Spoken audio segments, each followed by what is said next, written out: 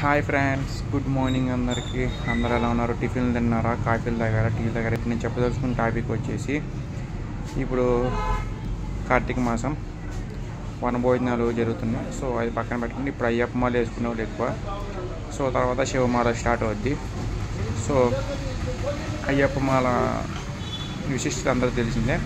ఇప్పుడు నేను చెప్పదలుచుకున్న టాపిక్ అయ్యప్ప మాల గురించి కూడా కాదు. శబరిమలలో విషపాము సర్పాలు తిరుగుతున్నాయంట. కొంచెం అయ్యప్ప భక్తులు కొంచెం జాగ్రత్తగా ఉండండి. ఆ పాములు ఎన్ని పట్టుకుని వస్తుంటాయి, ఎందుకంటే అక్కడ అడవి ప్రాంతం కాబట్టి మనం అండగలేదు. దేవుడిని అనుకోవడానికి అంతకంటే లేదు. ఆ దేవస్థానం వాళ్ళు చూసుకుంటూ ఉండాలి. అండ్ అక్కడ ఎవరైతే ఎమ్మెల్యే ఉన్నారో లేదంటే ఎవరైతే చీఫ్ మినిస్టర్ ఉన్నారో వాళ్ళు చూడాలన్నమాట. కేరళ తిరువనంతపురంలో యాజ్ మన శబరిమల అంటాం. సో మనం అధికారులను అనుకోవాలి, కానీ ఏం తెలియని జంతువులని పశువులను అనుకుంటే నో యూజ్. వాళ్ళు అన్ని సేఫ్టీ మెజర్స్ తీసుకొని చేయాలి. మనుషులకే లేని బుద్ధి ఇంకా యానిమల్స్కి ఏమి వచ్చింది. నేను ఇందాక షేజర్ అనే యాప్లో చూశాను, దద్దరం కామెంట్స్ పెడుతున్నారు గాడ్ గురించి. అది రాంగ్. గాడ్ ఏమీ పాములకి అరమ్మని చెప్పలేదు. పాముల గురించి పాములకి దూరంగా ఉండమని చెప్పాడు తప్పించి కరమ్మని పాములని చెప్పలేదు. మనకి వెళ్ళి పాములతో కనిపించుకోమని చెప్పలేదు.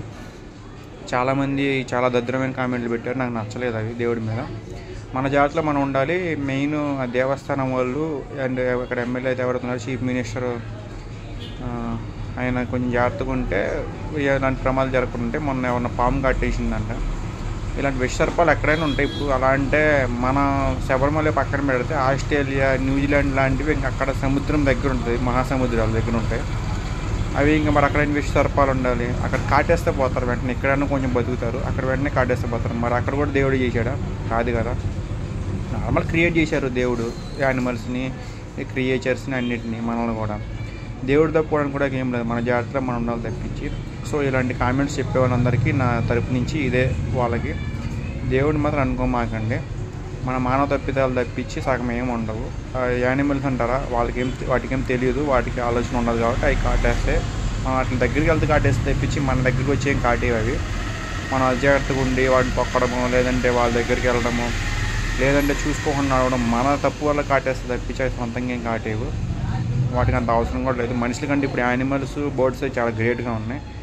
మనతో పోలిస్తే ప్రేమలో కానీ, ఎఫెక్షన్లో కానీ, బంధాల్లో కానీ మనమే మారిపోయాం. సో దేవుని తిట్టడం మానేసేసి మన జాతిలో మనం ఉండి, అది శబరిమల అయినా సరే, శివుడి దగ్గరికి వెళ్ళే కాశీ అయినా సరే, ఎక్కడికైనా సరే మన జాతిలో మనం ఉండి మనం జాగ్రత్తగా రావాలని చెప్పి కోరుకుంటున్నాను. ఇది నా విజ్ఞప్తి అందరికీ. ఏమైనా తప్పు చెప్పుంటే క్షమించండి, రైట్గా అనుకుంటే అభినందించండి. ఇంతకుమించి నేనేం చెప్పలేను. Thank you.